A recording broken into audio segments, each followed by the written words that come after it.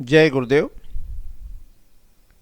गुरुर्ब्रह्मा गुरुर्विष्णु गुरुर्देवो महेश्वरः। गुरुः साक्षात् परम ब्रह्म तस्मै श्री गुरुवे नमः। अर्चनी वंदनी प्रातः स्मरणी परम पूजनी गुरुदेव के चरणों में बारंबार वंदन कर आरंभ करते हैं।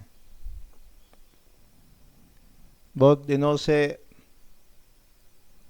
अपना ये चल रहा था कि ज्योतिष का भी कोर्स जो है वो रिकॉर्ड करके उसको आरंभ किया जाए। और ये विषय जो है ये थोड़ा व्यापक है। कैसे उसको पहले सारांश रूप में देखें और उसके पश्चात जो मूल ग्रंथ हैं उनमें श्लोकों के साथ विस्तार से देखें। तो ज्योतिष जो है, ज्योतिष शास्त्र जो है, ज्योति यानी रश्मि यानी किरणें जो डिफरेंट प्लैनेट और कॉन्स्टलेशन से आती हैं, जो अलग अलग ग्रहों से नक्षत्रों से आती हैं, किरणें, रश्मियाँ, ज्योति, और विशेष रूप से उसको उनका जो है वो मानव जीवन पर क्या प्रभाव होता है, असर होता है, ये अपन ज्योतिष शास्त्र में देखते हैं, समझते हैं, जानते हैं। जब उन रश्मियों का, किरणों का पृथ्वी पर इत्यादि पर जो असर होता है तो अपन उसको वास्तुशास्त्र कहते हैं, वास्तु के नाम से जानते हैं। यहाँ अपन ज्योतिष शास्त्र को स्टडी कर रहे हैं। इसकी बहुत सारी ब्रांचेस हैं। इसको त्रिस्कंद कहते हैं। इसको कहते हैं कि ये जो ज्योतिष है ये त्रिस्कंद है। इसका एक पक्ष है गणित। गणित में मैथमेटिकल कैलकुलेशंस हैं जिसमें ये डिफरेंट प्लैनेट और कॉन्स्टलेशंस, उनकी क्या स्पीड है, क्या गति है, सूर्य ग्रहण कब होगा, चंद्र ग्रहण कब होगा, इत्यादि जो सारी कैलकुलेशन करते हैं। कैलकुलेटिव पार्ट जो है, कैलकुलेशन वाला जो पार्ट है, उसको कहते हैं गणित। उसके ग्रंथ हैं सूर्य सिद्धांत आदि। इसका दूसरा स्कंद है, उसको होरा कहते हैं, फलित कहते हैं, जिस पर अपन विशेष रूप से देखेंगे। इस फलित में मानव जीवन पर जो डिफरेंट प्लैनेट और कॉन्स्टलेशन का असर होता है, उसके जो प्रभाव है उसको अपन स्टडी करते हैं। सामान्य रूप से अपन जातक का समय लेते हैं, जन्म समय लेते हैं, और जन्म समय के आधार पर उसकी हॉरोस्कोप बनाकर अपन फलित करते हैं। जब माता के गर्भ से बच्चा बाहर आता है, प्लेसेंटा कार्ड काटते हैं, उसके पहले उसके शरीर का जो सिस्टम है वो अलग प्रकार से चलता था। प्लेसेंटा कार्ड जब काट दी, उस समय जो उसके शरीर में पूरा सिस्टम है वो दूसरे प्रकार से चलने लगता है। उस समय जो आकाश में ग्रह नक्षत्रों की स्थिति होती है और जो इस मानव शरीर के अलग अलग भाग से संबंधित हैं, तो कोई ग्रह मान लो आकाश में कमज़ोर है, देखेंगे कमज़ोर क्या होता है, निर्बल है, तो उससे संबंधित जो ग्लैंड है वो थोड़ी कमज़ोर रह जाती है, वीक रह जाती है। और जो ग्रह अच्छी स्थिति में है, स्ट्रांग है, प्लैनेट कॉन्स्टलेशन, तो उनका जो ग्रंथियाँ उनसे गवर्न होती है वो स्ट्रांग होती हैं, मजबूत होती हैं, बलशाली होती हैं। तो वो सारा स्टडी अपन करेंगे होरा के अंतर्गत, फलित के अंतर्गत।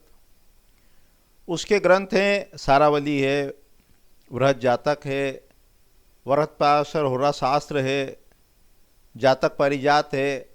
इन ग्रंथों के आधार पर अपन उसको देखने का, समझने का प्रयास करेंगे।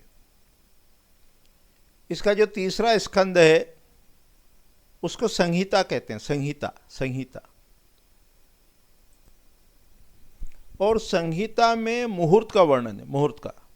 जैसे पंचांग होता है ना, तिथि, वार, नक्षत्र, योग और करण, उसके आधार पर, मास के आधार पर, पक्ष के आधार पर, विभिन्न आधार पर जो कार्य किए जाते हैं उसके शुभ समय का निर्धारण करना, चाहे विवाह का मुहूर्त हो, चाहे गृह आरंभ हो, चाहे गृह प्रवेश हो, जितना भी मुहूर्त वाला जो पोर्शन है, पक्ष है, वो संहिता ग्रंथों में कहा गया है।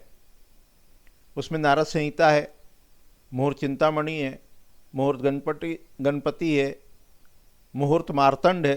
ये जो मुहूर्त के ग्रंथ हैं वो संहिता के अंतर्गत आते हैं। तो अपन इसको धीरे धीरे क्रमशः देखने का, समझने का प्रयास करने वाले हैं या करेंगे। आरंभ में बहुत ज़्यादा अभी शास्त्रीय विश्लेषण में न जाते हुए केवल थोड़ा सा समझने का, देखने का प्रयास करते हैं कि ये जो अपनी पृथ्वी पे अपन हैं और जब अपन आकाश में देखते हैं तो अपने को बहुत सारे तारे कह लो, स्टार्स कह लो, वो टिमटिमाते हुए दिखाई देते हैं। ये मैं 360 डिग्री में भी बना रहा हूँ, पर विशेष रूप से आधा पोर्शन ही हमको दिखता है। जब हम देखते हैं तो हमें 180 डिग्री दिखाई देता है। शेष जो है वो नीचे है, दूसरी साइड है। अपन जानते हैं पृथ्वी जो है वो गोल है। आधुनिक विज्ञान की खोज के बहुत पहले अपने यहाँ जो ग्रंथ हैं हजारों साल पुराने, उसमें वो सारा डिस्क्रिप्शन अपने को मिलता है कि पृथ्वी जो है वो इस आकार की है, ऐसी है, उसकी लेंथ यानी उसका सरकमफ्रेंस इतना है, डाया इतना है, प्लैनेट कॉन्स्टेलेशन की पोजीशन है, ये है, वो है, सब अपने को प्राप्त होता है अपने प्राचीन ग्रंथों में। तो अभी ये बता रहे हैं कि ये आकाश में जब अपन देखते हैं तो अपने को तारे दिखते हैं। ये तारों में इसको अपन दो कैटेगरी में डिवाइड कर सकते हैं, बांट सकते हैं। एक तो वो हैं जो टिमटिम करते हैं, टिमटिमाते रहते हैं, ट्विंकल करते हैं, और एक जो है वो कांस्टेंट लाइट इमिट करते हैं। इमिट तो नहीं करते हैं पर कांस्टेंट लाइट रिफ्लेक्ट करते हैं। तो जो टिमटिमाते रहते हैं उनको हम तारे कहते हैं और उनके समूहों को नक्षत्र कहते हैं। और जिनसे जो लाइट को रिफ्लेक्ट करते हैं, सनलाइट को रिफ्लेक्ट करते हैं, कांस्टेंट लाइट जैसा रहता है, उनका अपना खुद का प्रकाश नहीं होता, उनको अपन ग्रह कहते हैं। और वो घूमते रहते हैं, वो घूमते रहते हैं, मूव करते रहते हैं। जैसे सूर्य है, चंद्र है ना, मंगल है, बुध है, गुरु है, शुक्र है, शनि है, इनको अपन ग्रह कहते हैं और ये घूमते रहते हैं। और स्टार्स की रिलेटिव पोजीशन, नक्षत्र की रिलेटिव पोजीशन फिक्स रहती है। तो दो जो ग्रह, चंद्रमा को यहाँ पर अपन ग्रह लेके चलते हैं। दो जो ग्रह सबसे अधिक प्रभावित करते हैं वो है सूर्य और चंद्र। सूर्य के कारण पृथ्वी पर जीवन संभव है, प्रकाश है। चंद्रमा जो है वो जल से संबंधित है, वाटर बॉडीज़ का जो लेवल है, समुद्र में जो पानी का स्तर है, वो चंद्रमा की तिथि के अनुसार, कलाओं के अनुसार घटता बढ़ता रहता है। और अपने शरीर में भी उतना ही पानी का परसेंटेज है। तो सबसे ज़्यादा जो प्रभावित करते हैं अपने को वो सूर्य और चंद्र, ये दो सबसे ज़्यादा प्रभावित करते हैं। तो अभी तक अपन ने क्या देखा? एक तो ये देखा कि एक समूह जो है तारों का, उसको अपन नक्षत्र कहते हैं, और उसमें जो घूमते हैं उसको अपन ग्रह कहते हैं, ग्रह। तो दो समूह हुए। अभी समझने की दृष्टि से, सरल करने की दृष्टि से इसको अपन सर्कुलर फॉर्म में देख रहे हैं। तो ये जो 360 डिग्री अपने को दिखाई दे रहा है, इसको जब हम 27 भागों में विभाजित करते हैं तो उसको कहते हैं नक्षत्र। नक्षत्र है ना। 27 भागों में क्यों करते हैं उसको धीरे धीरे देखेंगे, समझेंगे, जानेंगे। तो ये 1, 2, 3, 4, 5, 6, 7, 8, 9, 10, 11, 12, 13, 14, 15, 16, 17, 18, 19, 20, 21, 22, 23, 24, 25, 26 और 27। जब हम 360 डिग्री को 27 बराबर भागों में विभाजित करते हैं तो 13 डिग्री 20 मिनट आता है। और इसको क्या कहते हैं? इसको कहते हैं 27 नक्षत्र। इनके नाम है, इनके नाम है। इनके नाम है अश्विनी, भरणी, कृतिका, रोहिणी, मृगशिरा, आर्द्रा, पुनर्वसु, पुष्य, अश्लेषा, मघा, पूर्वा फाल्गुनी, उत्तरा फाल्गुनी, हस्त, चित्रा, स्वाति, विशाखा, अनुराधा, ज्येष्ठ, मूला, पूर्वाषाढ़ा, उत्तराषाढ़ा, श्रवण, धनिष्ठा, शतभिषा, पूर्वा भाद्रपद, उत्तरा भाद्रपद और रेवती। ये इनके नाम है। तो अभी अपने को क्या समझना है? अभी ये समझना है कि ये 27 नक्षत्र हैं। इनको चंद्रमा की पत्नी भी कहते हैं, चंद्रमा की पत्नी कहलाते हैं। चंद्रमा क्या होता है? जब यहाँ से शुरू हुआ घूमना, तो उसने घूमते घूमते घूमते घूमते घूमते घूमते जब ये एक सर्कल पूरा कर लिया 360 डिग्री का, तो इसमें जो उसको दिन लगे वो लगे 27। कितने दिन लगे? 27। जो भी नक्षत्र है, मान लो आज जो नक्षत्र है, तो चंद्रमा 27 दिन में अपनी ये साइकिल पूरी कर लेता है। पहले के समय एक कैलेंडर चलता था, उसको नक्षत्र कैलेंडर बोलते थे। जैसे अभी 30 दिन का महीना होता है ना, तो नक्षत्र मास में वो 27 दिन का महीना होता था। तो 27 भागों में क्यों विभाजित करना? कि वो चंद्रमा जो है वो अपनी साइकिल कंप्लीट करता है 27 दिन में। फीमेल की भी जो मेंस्ट्रुएशन साइकिल चलती है, उसका भी समय इसी के अनुसार निर्धारित होता है। तात्पर्य क्या है कि चंद्रमा हमें सबसे अधिक प्रभावित करता है, सूर्य भी प्रभावित करता है। चंद्रमा को मन कहा है और मन से ही ये सारी इंद्रियां संचालित होती हैं। तो चंद्रमा और सूर्य के आधार पर ये विभाजन किया।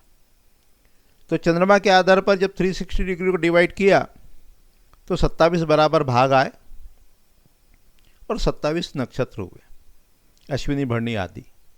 इसी प्रकार जब सूर्य के आधार पर विभाजित किया, क्योंकि सूर्य की जो साइकिल है, सूर्य मान लो ये 12 राशियाँ हैं, मेष, वृषभ, मिथुन, कर्क, सिंह, कन्या, तुला, वृश्चिक, धनु, मकर, कुंभ, मीन। तो सूर्य की जो साइकिल चलेगी, तो उसको जब अपन देखेंगे तो सूर्य ने, मान लो आज सूर्य ये से फॉर एग्जांपल ये मेष राशि में है, अभी आया ही है, तो सूर्य अपनी साइकिल कंप्लीट करेगा ऐसी पूरी, जब वापस मेष में आएगा तो उसको 12 महीने लगते हैं। इसलिए इस 360 डिग्री को 12 मंथ्स में डिवाइड करते हैं। अपन जानते हैं ये मकर राशि है, 10 नंबर मकर है। तो मकर में जब सूर्य आया 14-15 जनवरी को और फिर वापस घूम के दोबारा आया, तो वही 14-15 जनवरी के आसपास आता है। तो सूर्य के अनुसार मंथ डिसाइड हुए, चंद्रमा के अनुसार नक्षत्र डिसाइड हुए, सूर्य के अनुसार ये राशियों के नाम और संज्ञाएं हैं। तो अभी जो अपने को याद करना है, समझना है, वो क्या याद करना है? अपने को 12 राशियों के नाम ये याद हो जाना चाहिए और उनके नंबर के साथ याद करना है। अपन उतना कोर्स में लेंगे जितना आप याद कर पाएँ। तो मेष, वृषभ, मिथुन, कर्क, सिंह, कन्या, तुला, वृश्चिक, धनु, मकर, कुंभ, मीन, हमारे साथ में आपको दोहराना है। 6 राशियों के नाम अभी याद करना है। मेष, वृषभ, मिथुन, कर्क, सिंह, कन्या। बोलिए, मेष, वृषभ, मिथुन, कर्क, सिंह, कन्या। मेष, वृषभ, मिथुन, कर्क, सिंह, कन्या। तो ये 6 नाम अभी याद कर लेना। 6 नाम शाम को याद कर लेना। कौन से शाम को याद करना है? तुला, वृश्चिक, धनु, मकर, कुंभ, मीन। तुला, वृश्चिक, धनु, मकर, कुंभ, मीन।